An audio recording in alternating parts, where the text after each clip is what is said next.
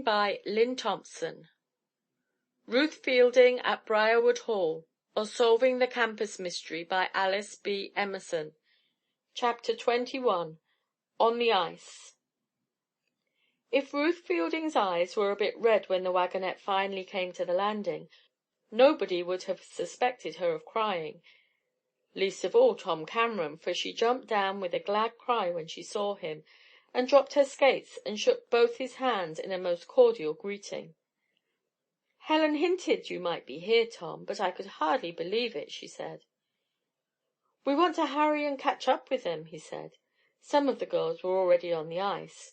"We'd better go." But the other girls had alighted, and following them came Miss Reynolds. Now Ruth liked Miss Reynolds very much, but the teacher came towards them looking rather grave. "This is Helen Cameron's brother Tom, Miss Reynolds," said Ruth. "He attends the Sevenoaks Military Academy." "I see," said the teacher quietly. "And where is Miss Cameron?" "She has gone on with Bob Steele and his sister," explained Tom, seeing instantly that all was not right. "You see, some of us fellows got permission to come over here to Triton Lake today. Mr. Hargreaves, one of our tutors, is with us." "I know Mr. Hargreaves," said Miss Reynolds, "but I had no warning, nor had Mrs. Tellingham, I believe, that any of the young gentlemen from Major Paradell's school were to be here." "Well, it will make it all the nicer, I am sure," Tom suggested, with his winning smile. "We'll all us fellows, I mean, try to behave our prettiest, Miss Reynolds." "Undoubtedly you will be on your good behavior," said the teacher, dryly. But Tom and Ruth could not hurry on ahead now. Miss Reynolds walked sedately with them down to the landing. By that time Mary Cox and most of the Upedes were on the ice, and they were joined by all the boys but Tom. The Fox had laid her plans well. Mr. Hargreaves skated back to shake hands with Miss Reynolds. "This is a surprise," he said. "I am sure I did not expect to find you and your young ladies here, Miss Reynolds." "Are you sure that the meeting is quite unexpected by both parties?" she returned, with a grave smile. "If we are surprised, Mr. Hargreaves, I fancy that our young charges may have been rather better informed in advance than we were." The gentleman shrugged his shoulders. "I give that up," he said. "It may be. I see you have your hands full here. Shall I take my remaining young man away with me?" he asked, looking aside at Tom, who was already fastening Ruth's skates. "Oh, no," said Miss Reynolds, grimly. "I'll make use of him." And she most certainly did. Tom was anxious to get Ruth away at once, so that they could catch up with the foremost skaters, but he could not refuse to aid her teacher. And then there were others of the girls to help. They were all on the ice before Master Tom could get his own skates on.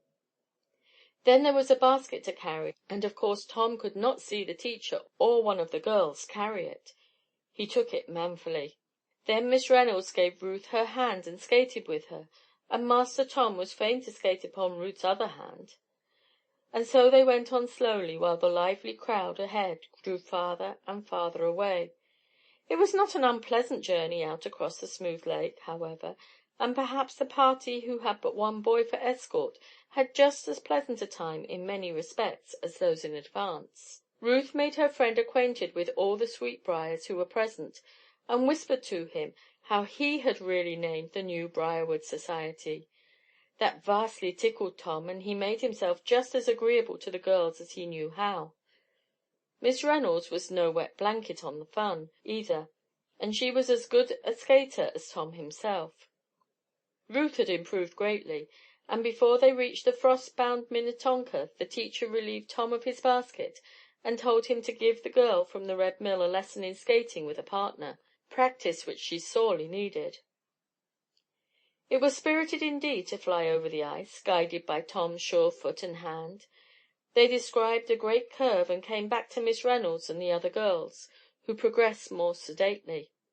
Then Tom gave his hands to two of the other girls, and with their arms stretched at full length, the trio went careening over the ice on the long roll, in a way that made Ruth, looking on with shining eyes, fairly hold her breath. "It's wonderful!" she cried, when the three came back, glowing with the exercise. "Do you suppose I can ever learn that, Tom?" Why, Ruthie, you're so sure of yourself on the skates that I believe I could teach you to roll very easily, if Miss Reynolds will allow me."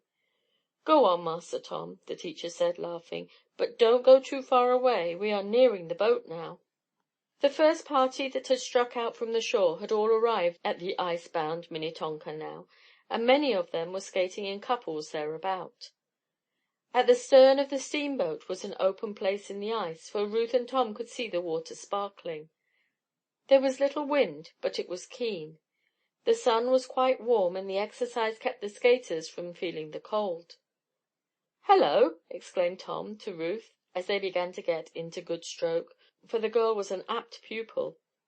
"Who is that old Bobbins has got under his wing?" "Who is Bobbins?" asked Ruth, with a laugh. "My bunkie. That's what we call our chums at Seven Oaks. Bob Steele." "Madge Steele's brother?" "Yes, and no end of a good fellow," declared Tom. "But my aunt, don't his sister rig him, though! Asked old Bobbins if he had the croup," and Tom went off in a burst of laughter. "Do you mean the tall, light-haired boy?" Ruth queried. "Yes, they're skating back toward the steamboat now. See, towards the stern." "That is Mary Cox with your friend," said Ruth, a little gravely. "Hello!" ejaculated Tom again. He started ahead at full clip, bearing Ruth on with him. Something had happened to the couple, Tom and Ruth had noticed. They swerved to one side, and suddenly Bob Steele went down. "His skates broke," erred Tom. "Hope old Bobbins isn't hurt. Great Scott, the girl's with him!" Mary Cox had indeed fallen. For a moment the two figures, flung by the momentum of their pace, slid over the ice. There came a wild shout from those nearer the boat. Then a splash. "They're in the water!" cried Ruth, in horror. She retarded Tom very little, but dashed forward, keeping in stroke with him. She heard Tom whisper, "Poor old Bobbins, he'll be drowned." "No, no, Tom, we can get to them," gasped Ruth. Indeed, she and her escort were the nearest to the open place in the ice into which Bob Steele and Mary Cox had fallen.